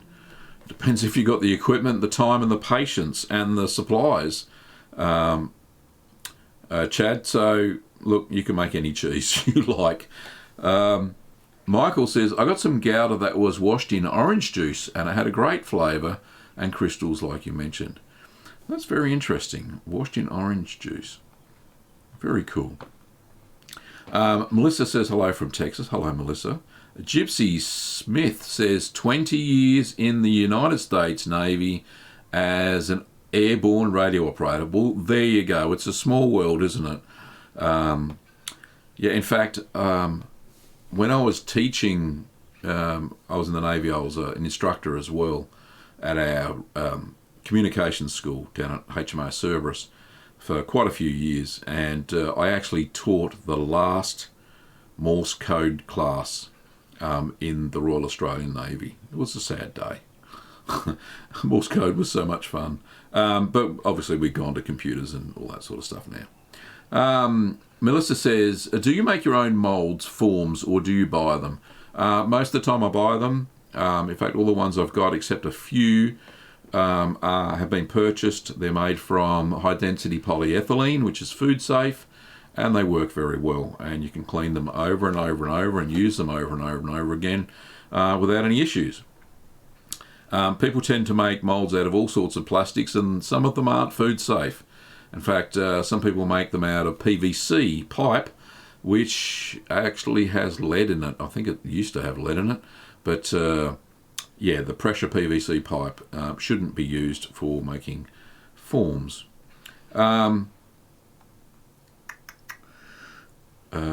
Yusuf, I think that's how you say it, says, we love you. Hope everything is getting better with the family. Thank you, Yusuf.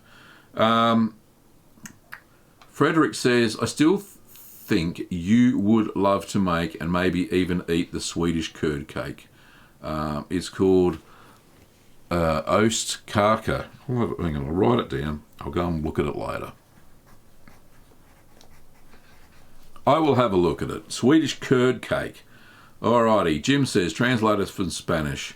And hello, Jim. Thank you for turning up, mate.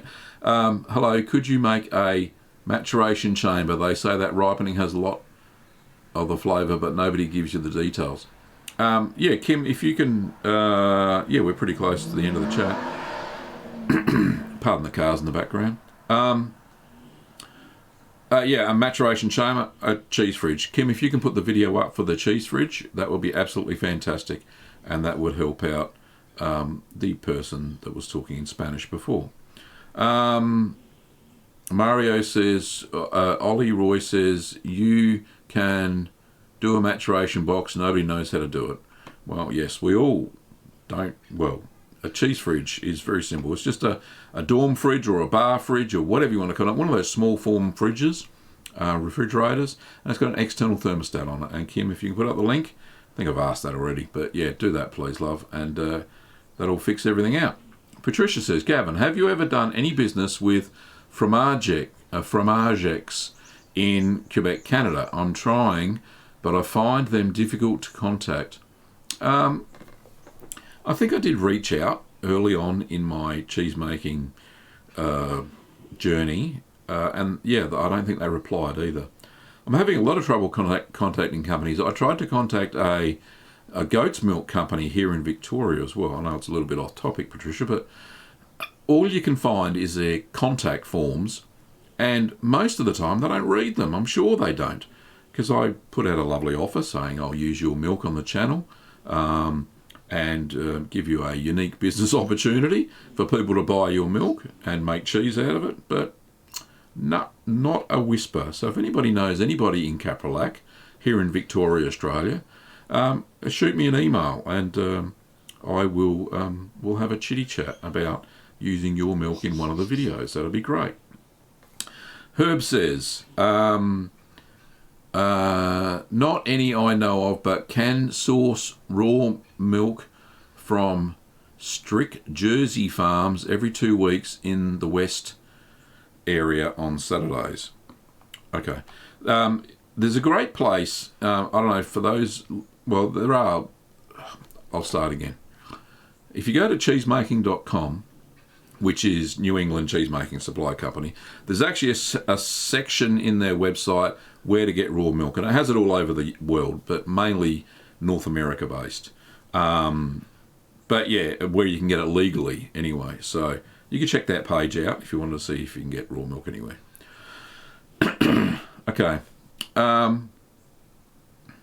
Windwolf says, that's really cool, Gav. Thank you. And all here in the chat who served, thank you for your service. Cheers, mate. Bra Boy says, hey, Gavin, I have 2 questions. What's the worst cheese you have tasted? And what's the weirdest ingredient mixed into cheese? Raisins, fruit, vegetables that you have tasted. Great. Okay. One of the worst cheeses I tasted was during the Cheese a Day challenge that I did, was it last February or the February before? Can't remember. It's been so many years on this channel. I tasted a cheese called South Cape peppered cream cheese, and it was a processed cheese. I didn't know this at the time. I thought it was a proper traditional cream cheese. It was disgusting. It really was. And nothing against South Cape, but I don't know why you sell it. It was shocking. Couldn't handle it. Anyway, that was the worst cheese I've tasted. Weirdest thing mixed into cheese? Maybe horseradish is quite a unique flavour. Very hot and spicy. Delicious though. So if you can find yourself a horseradish-based cheese, very, very nice. It has tasted quite good. In fact, for a great tasting flavoured cheese, if you try Cotswold, the new Cotswold recipe, the one where I added not only dried onions and dried chives, but also granulated garlic, which is just crushed up garlic, not garlic powder. Oh, it could have been garlic powder, one of the two. Anyway, it was all pure. There was no salt added to it. And the flavours it brought out. I'm not really a fan of Cotswold. It's more Kim's cheese. She loves that. But with the garlic added to it, the dried garlic, it was delightful. Really, really good cheese. So, hope that helps. Jay says, hope you're both doing well, Gavin. My question is, when you take the cultures out of the freezer, I've done that already. Yes. No, you don't need to bring them to room temperature. I'm sure I did that one, Jay. No, just use them straight away, put them back in the freezer. Yep, we've done the Spanish thing. How to mature your fridge. Jim says, I left a message when I first came in, but you jumped right past me and ignored me. Sniff, sniff. Sorry, mate. I'm so sorry. Didn't mean to do that. Okay. Ebullient, I think that's how you say it. I make a bel paese cheese using your recipe. Thank you very much. How long may I age it? I wouldn't age it much past what it was. It's not a cheese to age. It's a fairly fresh cheese, and if you like the flavour as it is, I wouldn't age it much more. Only reason I say that is because it tends to attract mould very readily. You do have to wipe it off quite a bit. So, yeah.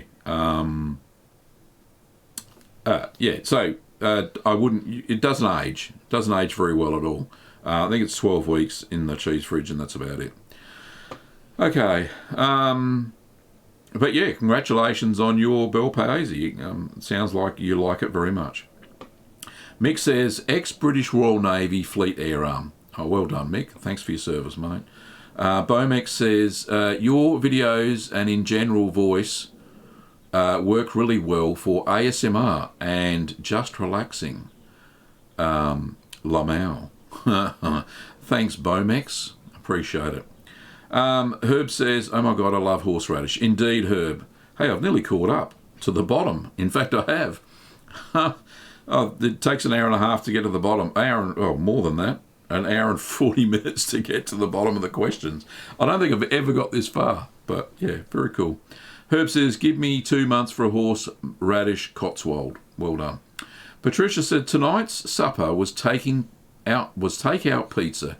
The topping was pepperoni, mozzarella, tomato sauce, gorgonzola, all drizzled with chili-infused honey on a poppy seed dipped crust. Delightful use of gorgonzola. That sounds amazing, Patricia. I don't seem to get good pizzas like that. They seem to be quite crappy. But yeah, there are some good pizzas around.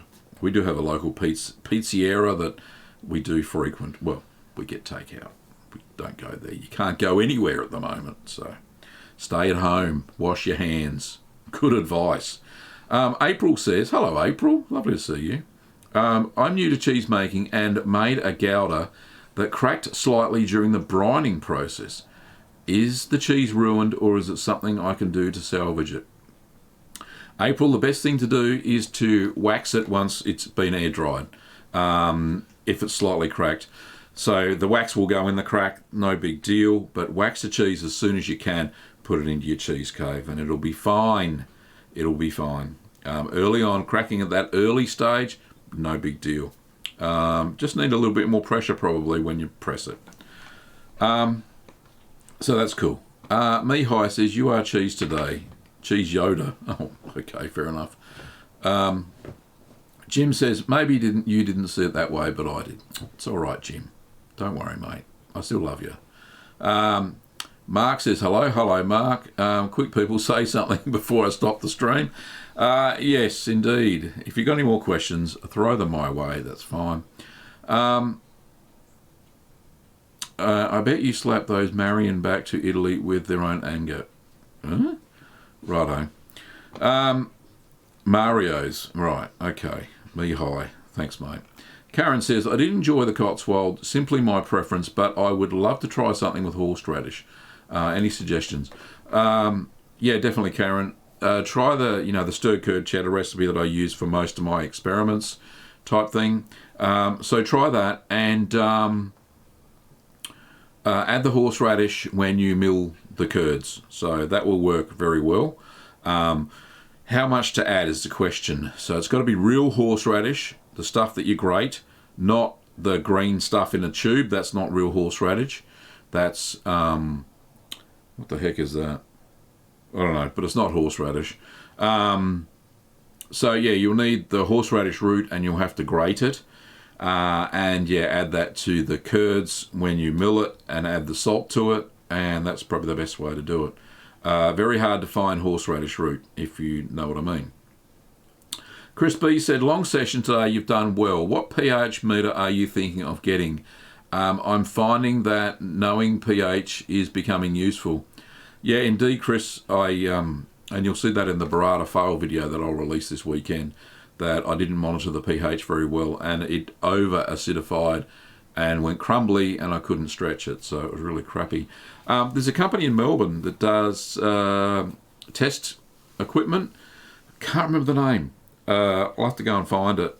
Shoot me an email, Chris, and I'll track down the link. It's about $149 for a cheese-making pH test meter that looks really good. And it comes with the, what do they call it? Some liquids to test it to make sure it's calibrated. That's it, the calibration. So yeah, try that. Gypsy Smith says, stay safe, off to eat supper. James, okay, I hope it's cheese. James says, what have you found to be the most overrated cheese and why? Oh, overrated. Let me think.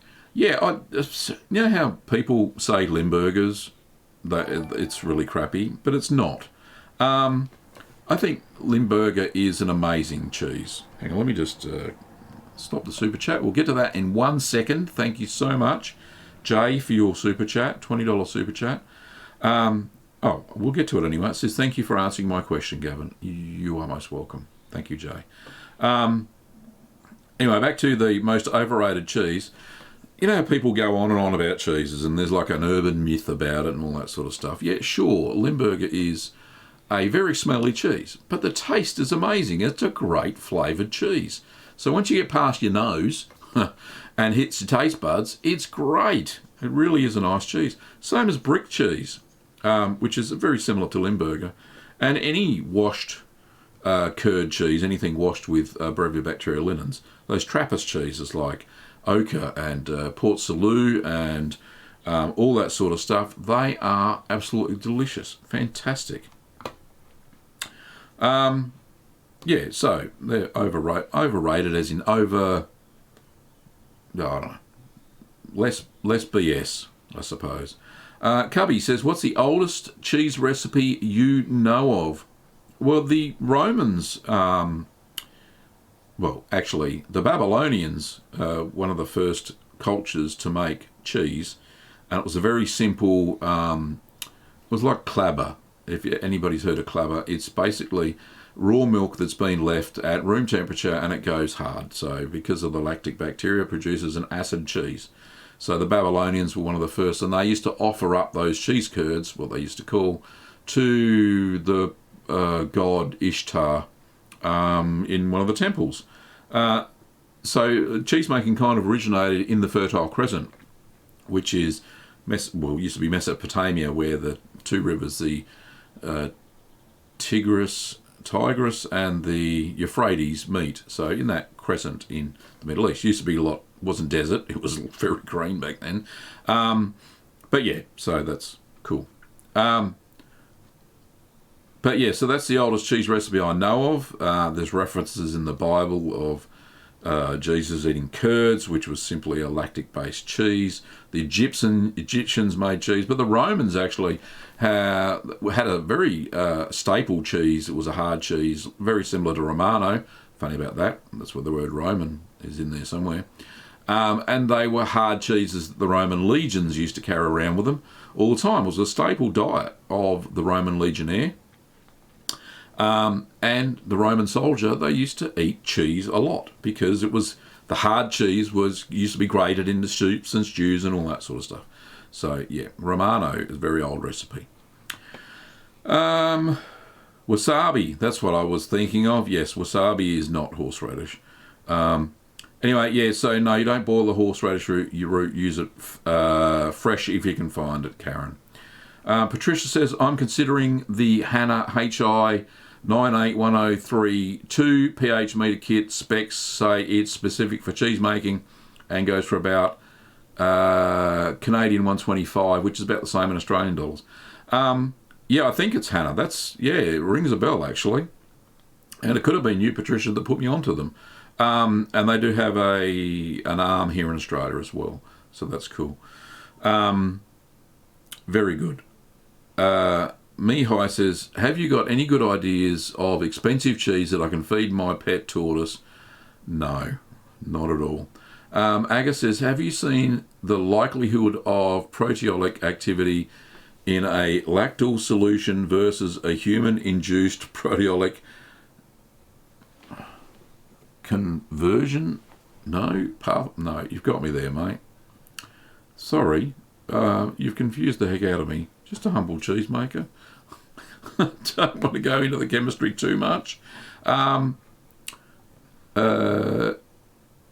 Valentina says, have you ever seen a variety of cheese flavours explode in your mouth? No, not really.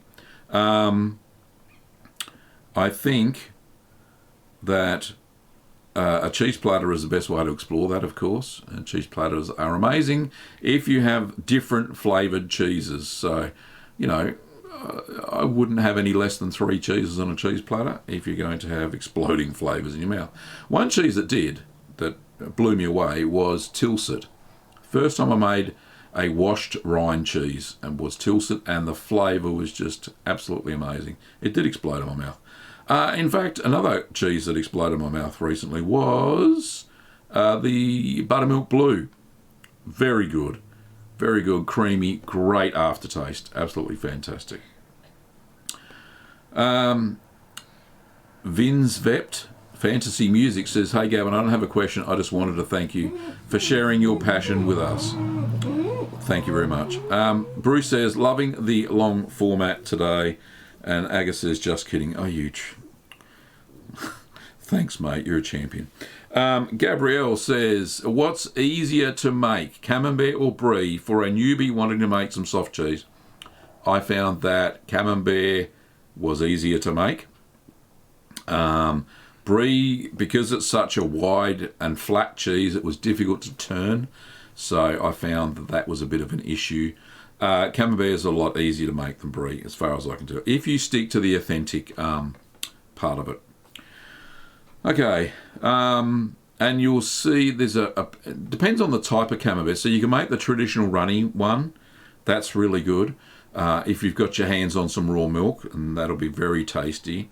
Or you can use the fake Camembert. There's a fake Camembert recipe. If you can put that one up, Kim, the link to the fake Camembert, which you can make with pasteurised milk, and it tends to be a little bit firmer if you like that style of Camembert. You know, store-bought one sort of thing. But yeah, that seems to work. Alex says, hello Gavin, love your channel. Thank you, Alex. And you have a question there. Made Jarlsberg came out dry and sour a bit. Any idea why? Could be not enough salt. That tends to make things sour. Dry means you either stirred the curd too long or you cut the curds too small. So that's a couple of tips there. Hope that helps. Aga says, awesome chat. Well done to Gavin and Kim. Best ever. Thanks for your awesome channel and all. Thank you very much, Aga. Appreciate it. We're at 20 minute. Sorry. What's that? 2 hours. No, 1 hour and 50 minutes is massive. I think we'll start to wrap up now. The questions are starting to dry up. So I've got to get to make Kim to make breakfast. Oh no, I'm making Kim breakfast. Sorry, wrong way around. I'm going to be making Kim breakfast and a nice coffee. So we'll call it quits now, I think, ladies and gentlemen, and curd nerds and curd nerdettes. Thank you so much for all the likes. I really do appreciate it. And all of the fantastic super chats during the show. And all the questions. Without your questions, there wouldn't be a show. There really wouldn't. So thank you so much. This long format has been great. I don't know if we'll do this every Saturday, but it has been fun. And we've consistently maintained at least over 50 people watching during the entire show. Well, thank you so much. As always, don't forget to watch the replay over and over. It'll be up in a few hours anyway, if you want to. And it's always good to watch the replay whilst you're making your own cheese. It's very relaxing, I've been told. Anyway, thanks very much. And it's probably bedtime for a lot of people in Europe and the UK if you're still there. But thanks so much. Hope you all stay well, stay safe, and avoid any contamination. And stay at home and wash your hands. That's my advice. Good advice for anybody, really. So, but keep calm and make cheese is also a good one. All right, thank you, curd nerds. Don't forget that you can also visit our store, which Kim's put the wrong link. She's put a video link there somewhere. A link to a video. It's littlegreenworkshops.com.au. And I just happen to have the page here somewhere. There we go. That's our shop. Unfortunately, we've had to suspend international shipping services at the moment because there are massive delays with international shipping, and as I mentioned before, Australia Post just are not picking up, and they were our international carrier. But domestic, go for it. We can get you your supplies, your cheese making supplies domestically. Of course, if you're interested, there's also bath and body, soap making, candle supplies, and brewing, if you're into that kind of thing. But I think most people are here for the cheese. Anyway, very cool. That's our shop. You can support us over at Patreon or hit the join button below to become a financial member of the channel and support us financially. And you can pick up some good cheese shirts like this one. G'day, curd nerds, over at Teespring. And then Kim has put the link up to that. So take care of yourselves, and we'll catch you next Saturday if Kim's up for it. Thanks, curd nerds. Thanks for watching, and we'll see you next time.